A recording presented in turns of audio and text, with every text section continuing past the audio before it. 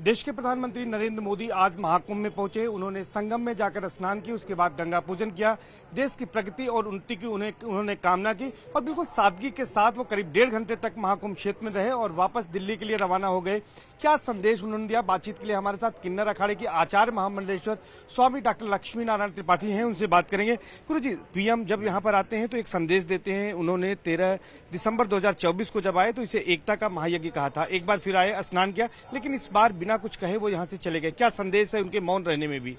नहीं, उनके मौन रहने में भी ये संदेश जाता है कि देखिए, इतने बड़े व्यक्ति प्रधानमंत्री हमारे देश के और महाकुंभ क्षेत्र में आके संगम करके, ये पॉलिटिकल नहीं है ना, ये धर्म के प्रति आस्था है और जो व्यक्ति आस्था पे चलता है उसका साधुवाद होता है। और उन्होंने इतने संदीजा तरीके से वो आए, उन्होंने स्नान किया संगम क्षेत्र में और वो वापस चले गए। मुझे बड़ा आनंद है कि हमारे प्रधानमंत्री, इसके पहले कितने प्रधानमंत्री आए होंगे ऐसे और उन्होंने कितना इंटरेस्ट लिया होगा कुंभ में, पर मोदी जी के बाद जब से वो प्रधानमंत्री हुए, सनातन धर्म या कुंभ क्षेत्र जो कहीं पे भी लगा हो तो वो उसका छटा अलग ही नजर आई।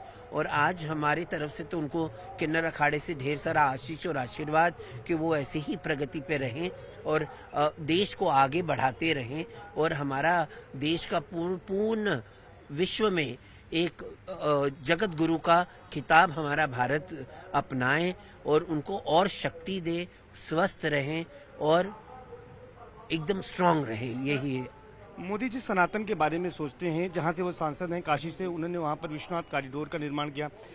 500 वर्षों के बाद 1 साल से ज्यादा समय हो गया जबकि अयोध्या में राम मंदिर बना।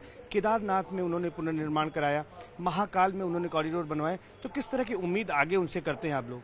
नहीं, हम चाहते कि उनके नेतृत्व में भी मथुरा का और काशी का जितना भी विवाद है वो सुलझ जाए, क्योंकि यही युग पुरुष कर पाएंगे और कोई नहीं कर पाएगा। किस तरह से किन्नर अखाड़ा चाहता है, उनका सहयोग करेगा, साधु संत सहयोग करेंगे इसमें? किन्नर अखाड़ा तो कभी भी, अगर हमारे प्रधानमंत्री किसी भी चीज के लिए आवाज करेंगे और सनातन धर्म के लिए, किन्नर अखाड़ा एक अंगूठे पे खड़ा है और हम उनके साथ हैं।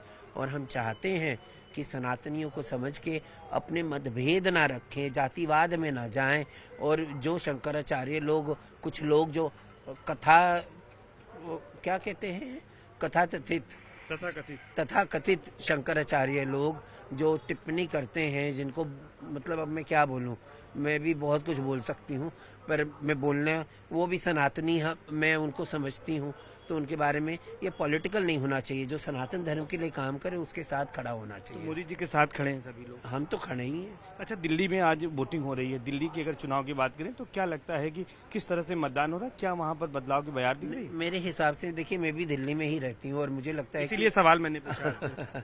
और मैं चाहती हूँ दिल्ली की जनता उन्हें ही चुने कि जो अपने आप को बिना दाग के कह के भी दागदार है और बहुत सारी अलग अलग कंट्रोवर्सीज निकल के आती, तो मैं चाहती हूँ कि वही अच्छे नेताओं को चुना जाए, जिससे हमारी राजधानी की व्यथा जो है और यमुना जी का जो हाल है इतने सालों से और एयर पोल्यूशन का जो मामला है, वो कहीं ना कहीं कोई सरकार ऐसी आए और ऐसे लीडर्स आए जो इसको सॉल्व करे। धन्यवाद। यह है किन्नर अखाड़े की आचार्य महामंडलेश्वर स्वामी डॉक्टर लक्ष्मी नारायण त्रिपाठी, जिन्होंने दिल्ली चुनाव को लेकर बिना कहे बहुत कुछ कह दिया है कि जो समस्याओं को दूर करे वो सरकार बननी चाहिए।